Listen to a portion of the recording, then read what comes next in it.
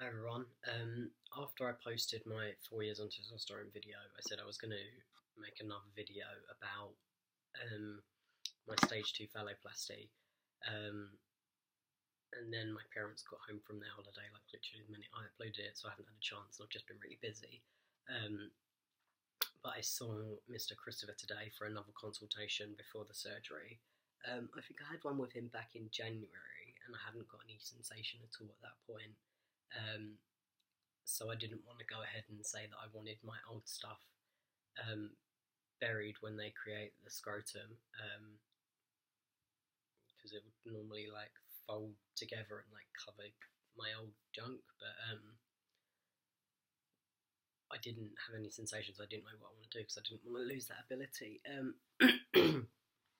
Now like 6.5, maybe 7 months post stage 1, I still don't have like anything. No tactile, no erotic, nothing. So it is a bit shit, but like what I've got to remind myself is I'm thinking back to like when I had top surgery, and I don't think up until like at least 2 years post-op I started getting to like full sensation back, like I had patches where I could feel it, but now I'm like 4 years, nearly 4 years post-op, and I can feel like all of my chest. And it wasn't until like 2 years ago that I realised that I had nipple sensation. I don't actually have sensation in my nipples, like I can feel, I had tactile sensation, but you know that feeling you get when you touch your nipples and it's a bit like, ugh. I have that, like my nipples are here, and I have that feeling like here, like sort of inwards to them. It's really weird. So quite my phantom nipples, but yeah. So I'm holding out hope that I will get sensation at some point, and I have been feeling stabs of like, feels like stabs of electricity, like going up my phallus. So that means that nerves are trying to reconnect, but whether it actually happens, I don't know. So I've got my stage 2 on the 22nd of May. So it's under a month now, so I'm really excited about it. I'm looking forward to having my glands sculpting and having bollocks and being able to pee standing up. It's going to be like really, I'll feel a lot more complete, because at the moment it's just kind of like there and I can't do anything with it, and it's a bit like, it's like a glorified packer at the moment. Plus, after this surgery, I won't have to flush saline down it because it'll be hooked up to my bladder, so I'll be pissing all the nasty stuff out all the time, which is really good. I've opted to not go for the burial. And what Mr. Christopher, who's doing my surgery, is going to do is create a sort of mini metoidioplasty, but then sort of bury it in the scrotum, but so the head's poking out, so it'll just be like a bit of a mini dick poking out of like where my scrotum is. So he's going to join it all at the bottom and then as much as the top as he can, and then my dick will sort of, old stuff will be sort of sticking through, if that makes sense. So I'm really happy with that, and he said if I do get sensation in my phallus at any point after, I can just bury it. So I think that is the best option for me now, even though I want it to be straightforward and just have it buried and out of sight and just have full scrotoplasty and for it to look as normal as possible. With what I have, that's like the best option for me right now. So yeah, that's what I've decided to do. I'm still feeling like really shit about having a histo, even though I am, like, being transgender isn't a choice. I am choosing to have a hysterectomy, and that's like a really tough decision to make, to choose to make yourself sterile when you know you want children. But I know I would never be able to come off hormones and get pregnant and carry a child and even birth it, even post phalloplasty. Like, if I kept everything as it is and just like had the phalloplasty I've got now, like mentally I wouldn't be able to do it. So there is no other way for me to have biological children, so it doesn't make sense just to get rid of it. But it's just like that thought of like, that's it, that's definite, I'm sterile now. So it's a bit shit.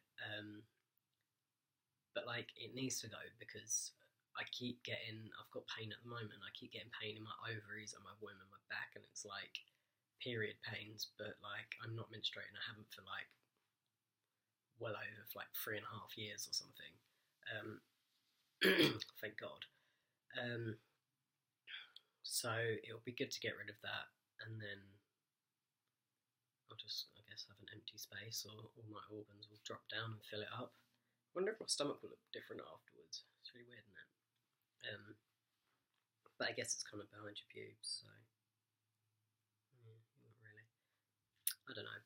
Anyway, I just read a really interesting article as I was like about to record this, thinking like, oh, I've got like, there's no way for me to have biological children, and someone shared this article saying babies with two biological same-sex parents could become a reality in just 2 years. So even though that's like a bit transphobic in itself, because me and my partner are different sexes, but we have the same reproductive organs, I guess. But basically, the whole thing of the article was saying that they can take stem cells from both parents and create like an embryo and a sperm. So if my partner was to have children, they could take her egg and artificially created sperm out of my stem cells. So there's a possibility. I mean, they say it could happen within 2 years, and I definitely am not ready to have children now. I'm still living in my parents' house, so I can't really bring up kids, as well as funding however the fuck much this is going to cost, because I can almost guarantee the NHS won't fund it. Not for a long time anyway. So we'll see what happens with that. I've had this, like, I think I posted about it in my last video. I've had this cold and chest infection for like 4 or 5 weeks now, and it's like 4